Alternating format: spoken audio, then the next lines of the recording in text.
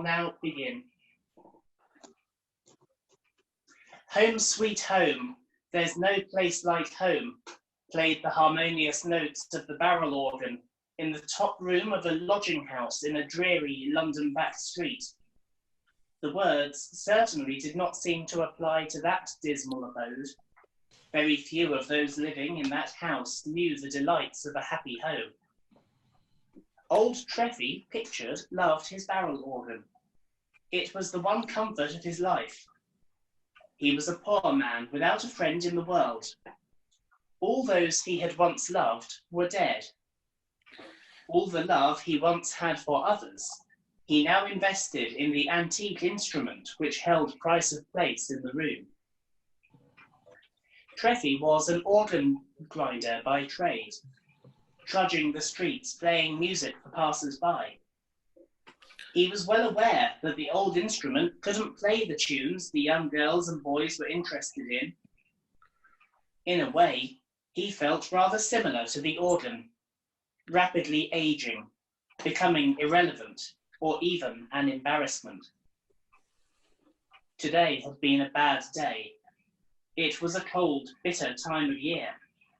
The old man's limbs ached as he recalled the hours of turning the handle. Every so often a charitable farmer's wife would give him a penny for his troubles.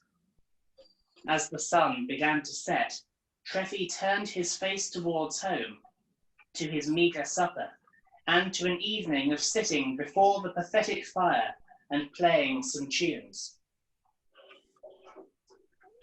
However, there was somebody else listening to Treffy's organ that evening.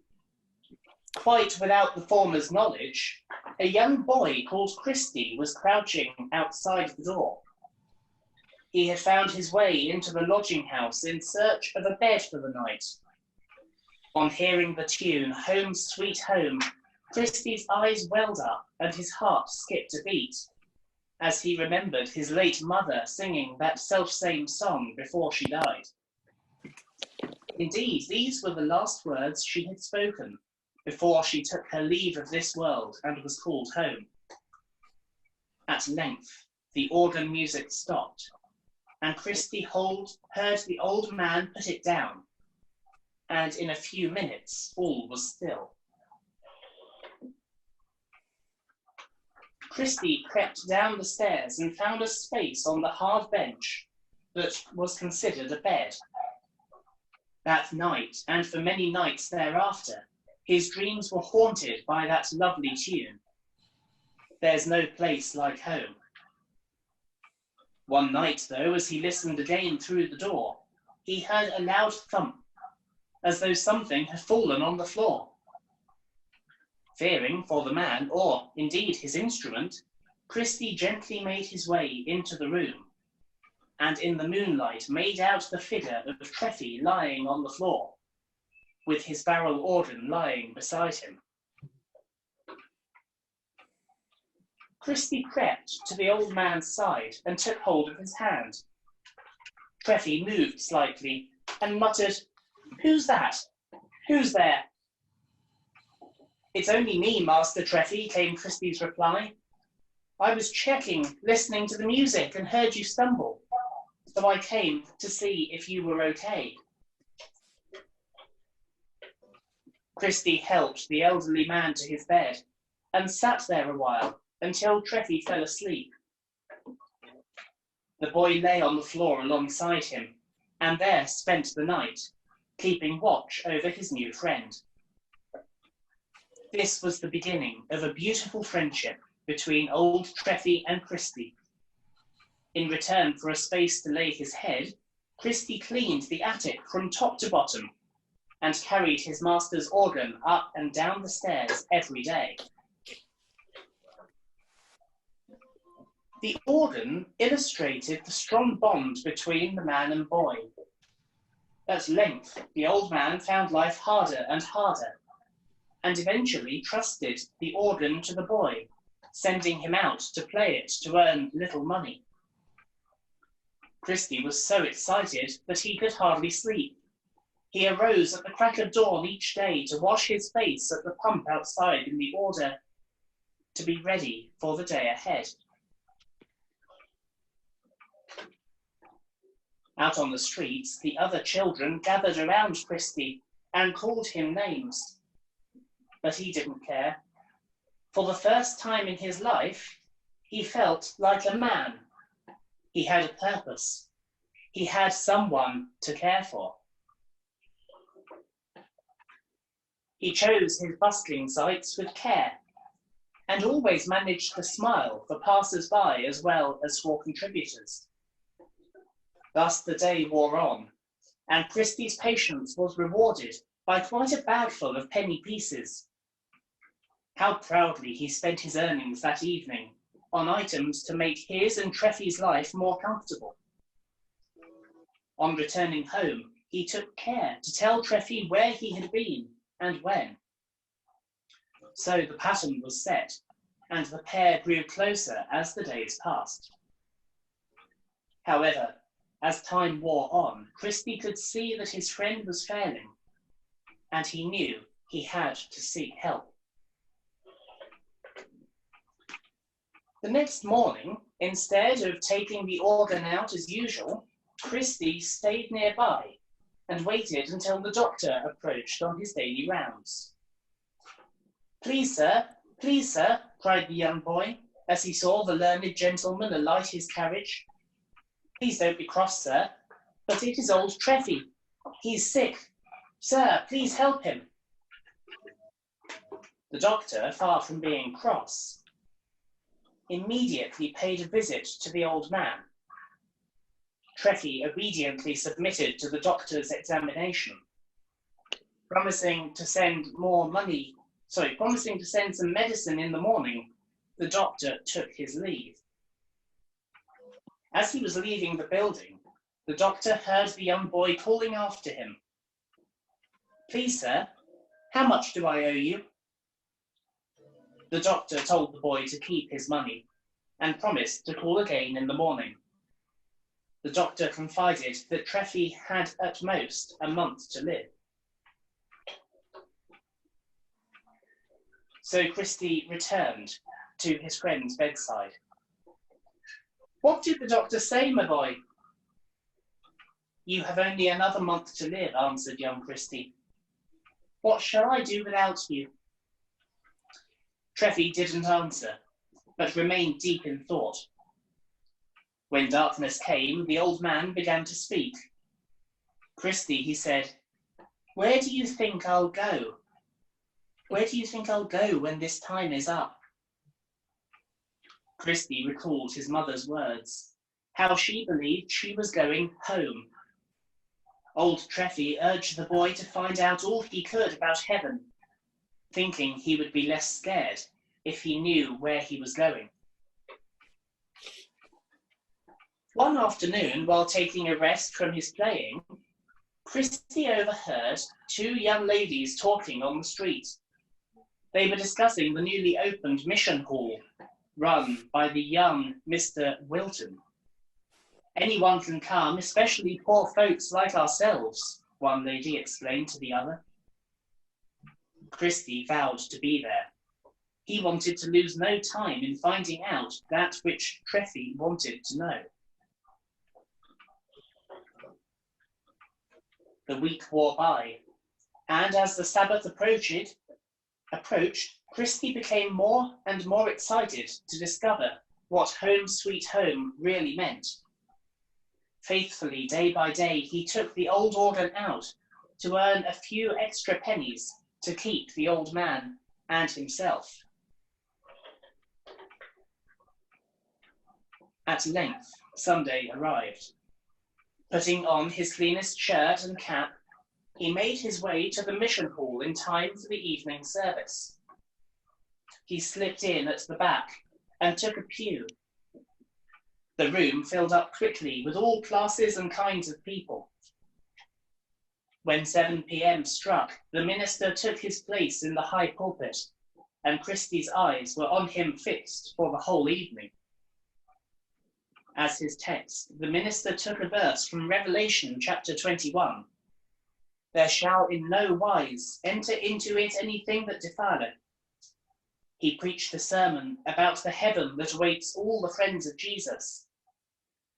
Then they sang a hymn, the first verse of which went, "There is a city bright, closed are its gates to sin.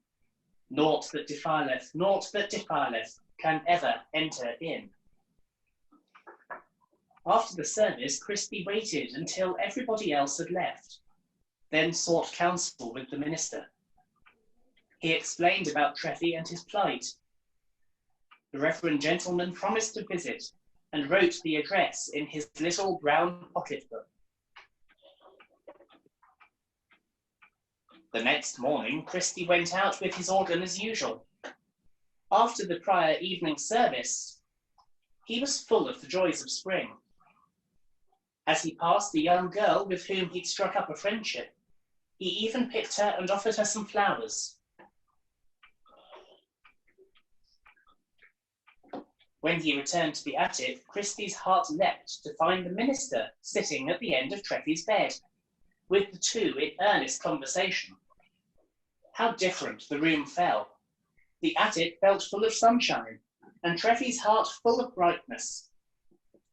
With him, the minister had brought some flowers from his daughter, and some bread and cakes from his wife. That very night, old Treffy died in the fear of the Lord. Just like Christie's mother, Treffy's last words were, "Home, sweet home." All, however, was not well for the young boy. He was obliged to leave the house, to leave the attic, as the landlady wished to let it for a higher rent than he could afford. In lieu of rent owing, she took Treffy's pieces of furniture, all of them, save the organ which Treffy had originally bequeathed to Christie. The days were long and hard, and frequent were the times that Christie hadn't even the strength to turn the handle on the barrel organ.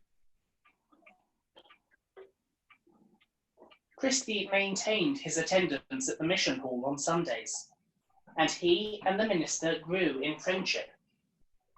Mr. Wilton could not bear to see the young boy living in such poverty, so managed to find him some humble occupation and accommodation in a respectable home. With his doctor's fees paid by the kindly mistress of the house, Christie soon began to regain his strength.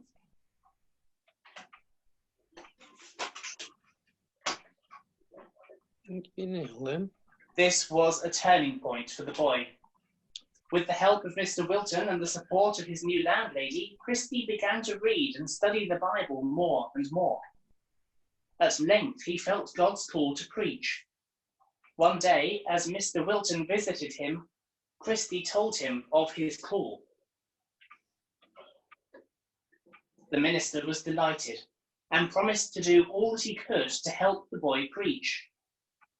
In time, he secured Christie a wage and a role as scripture reader amongst the people in the neighbourhood.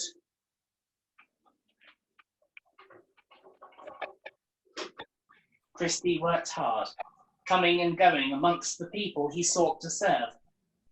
Although scarcely an adult himself, he found people receptive and willing to hear the word of God from somebody of their own class and position. Everywhere he went, he dropped the seeds of the word of life.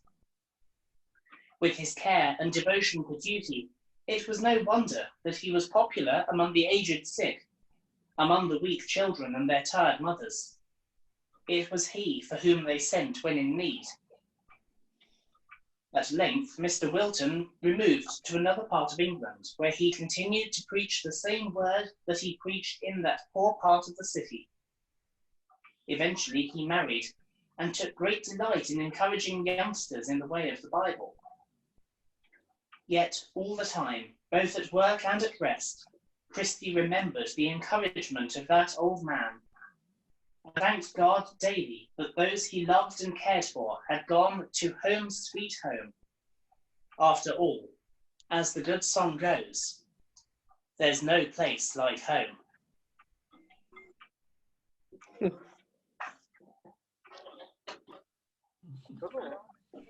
So that was a rather a very Victorian story, a typical one about something bad happening, but don't worry, because if you're a Christian and go to church, all will turn out well in the end. Very, very Victorian in style. However, it was incredibly popular. That particular story was written by a lady called O.F. Walton. She was the daughter of an Anglican clergyman and indeed the wife of one as well. And that story was taken up by the Religious Tracts Society, from whom that reading came as well. It was a very popular one in church groups, in ladies' meetings and the like, and it was very much the sort of thing that local preachers such as Mr. Nightingale would take about from place to place when they went to give evening lectures. Lovely. The next series, which we're going to do, the second of this evening's, is entitled British Express Trains. Now, some of you, I can tell, will just fall off your chairs with boredom at the sound of that, and some of you will fall off your chairs with excitement. I realise there's a high proportion of clergymen on the call, and it's often thought that clerics are fascinated by trains. So hopefully there'll be something this evening for all of us. So we're going to explore the exciting world of British express trains. And again, this is from an original dialogue. The reading goes. A story is told of an engine driver who had no liking for the science of flight. Talk about flying, he said. Why, when I worked on the Western Railway, we just flew along the railroad. Sometimes our speed led to trouble. The man who told this story was, of course, an American. English drivers never tell stories about their achievements. But in the matter of running at high speed, many of them have little to learn from their American cousins.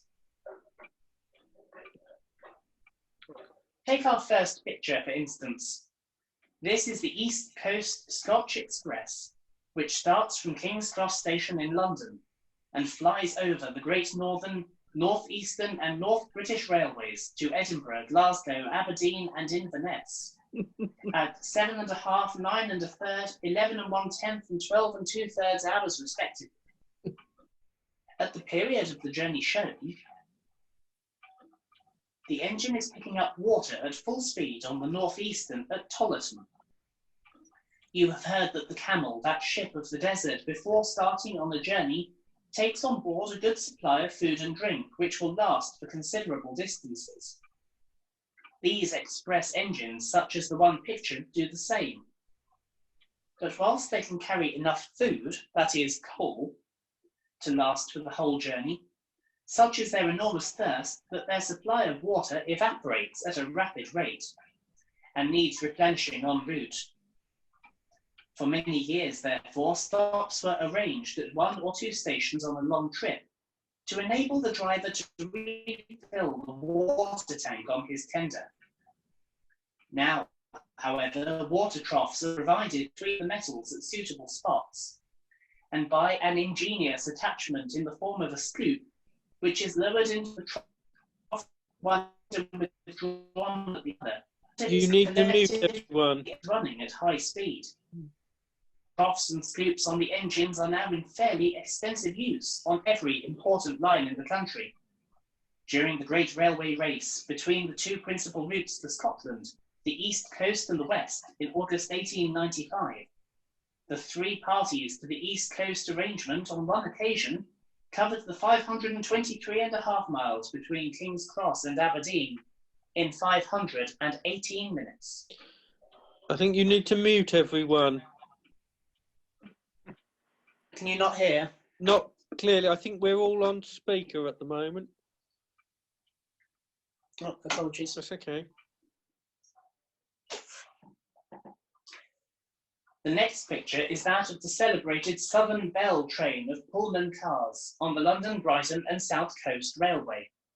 I suppose, writes the writer, that many cars built and furnished on the lines first introduced by Mr. Pullman on the American railways represent the very acme of leisurely travel.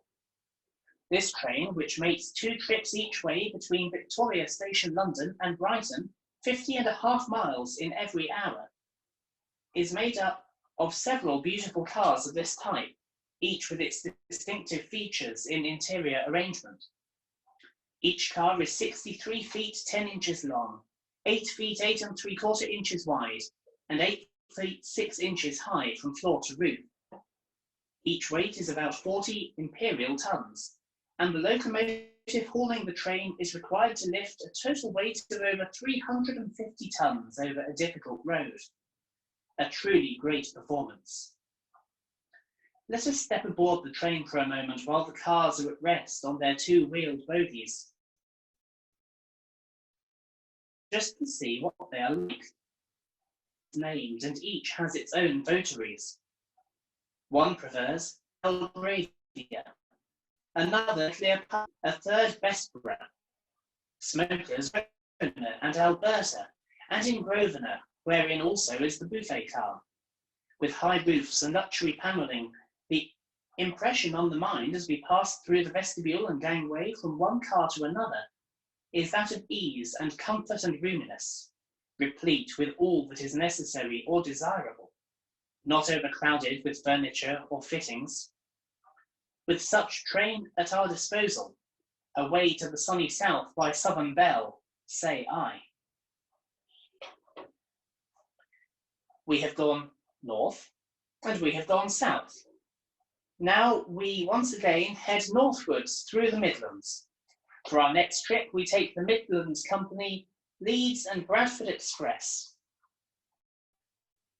which is fairly typical of the progressive company's magnificent services.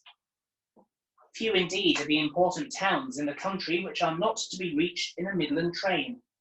Certainly no town in the great industrial South or West Yorkshire areas.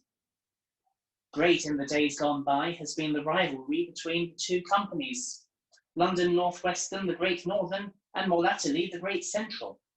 And since the joining of hands between the Midland and North Western on the one hand, and the Great Northern and Central on the other, this has at least been fully maintained. With such a train as this, the Midland can safely be trusted to hold its own. There are many occasions when the 208 miles which separate Bradford from the lovely St Pancras station is covered in only 4 hours and 13 minutes, and the 196 miles from in 3 hours 35 minutes. For many years, Bradford has seen a sense of injustice in not being favoured with a share of the Midlands through services, being Norfolk Company's main route. This is now to be remedied, and a general sharpening up in the timings, both through and local, is to be expected. There can be few who have not seen the striking advertising poster issued by the Great Western Railway Company, drawing attention to the great resemblance between the Cornish coast and Italy, both in geographical conformation and in salubrity of climate. And the railway authorities rightly, I think, invite you to visit your own Riviera before the Mediterranean. To encourage you to do so, they run some really wonderful trains, the crack being that known as the Cornish Riviera. Leaving Paddington Station, London at 10:30 a.m, we run into North Road Station, Plymouth as our final stop at 2:37 p.m, having traversed 225 3/4 miles in the intervening 4 hours and 7 minutes. At Exeter, 173 5/8 miles from Paddington, we have slipped a coach at the even 3 hours, giving a speed to that city of a fraction below 58 miles per hour. On from Plymouth, through the heart of the English Riviera, Cornwall, we call at Devonport, and then through to Truro, and with 2 stops on to Penzance, some 80 miles of the most lovely scenery imaginable, carried in the very satisfactory time of 2 hours and 20 minutes. You cannot, you see, pick up the traffic except by stopping the train. There are only 2 or 3 other non-stop runs of over 200 miles in the country, and none so long or exciting as the 225 3/4 miles from Paddington to North Road.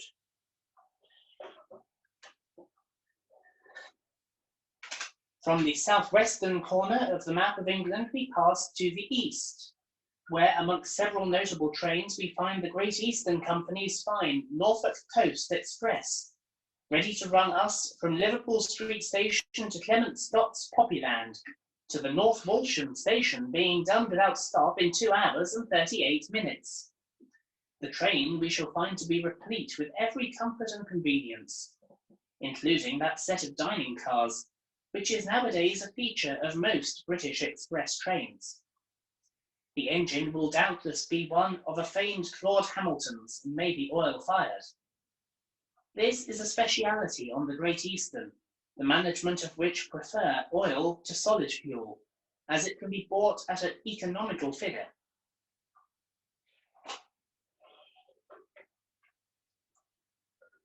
The London-Sheffield non-stop express is the greatest performance that most enterprising of railways, the Great Central, has ever put on, it being but 12 years ago that by throwing out an enormous tentacle southward from Annesley, the Manchester, Sheffield and Lincolnshire Railway reached London, and so forced its way into the front ranks of British railways.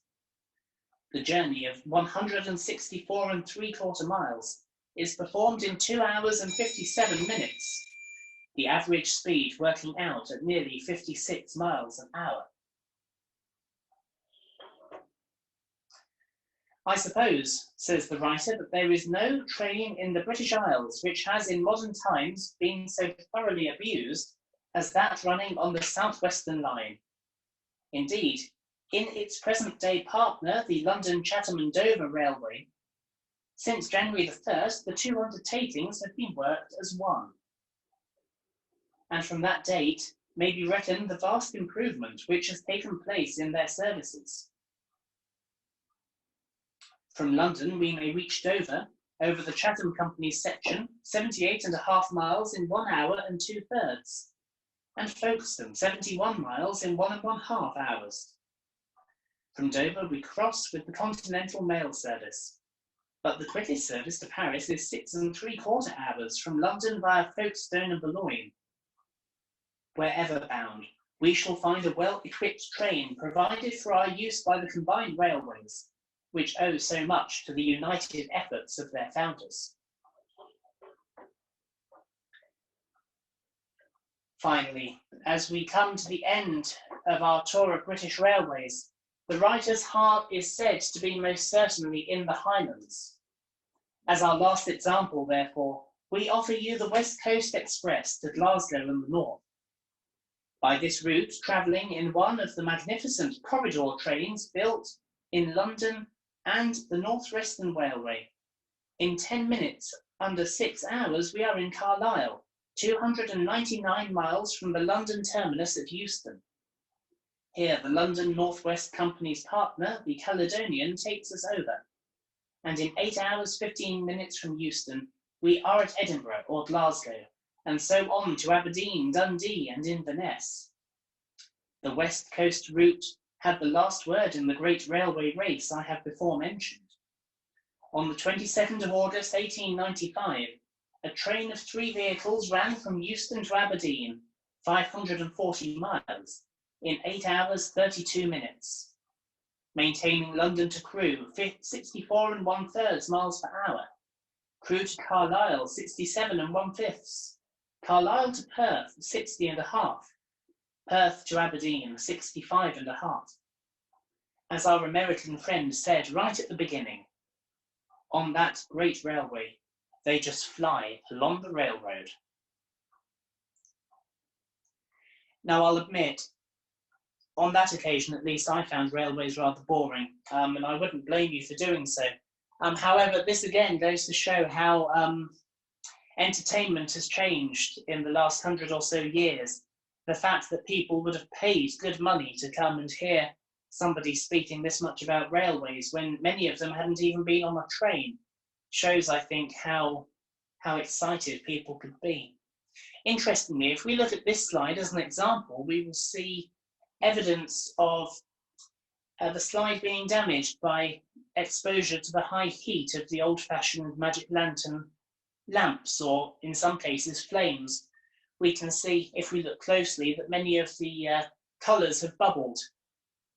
The lamp I'm currently using, the magic lantern, has been replaced and is an LED spotlight hidden inside the Victorian casing. But historically, lamps would have used paraffin or other sorts of combustible materials, and indeed they even had chimneys.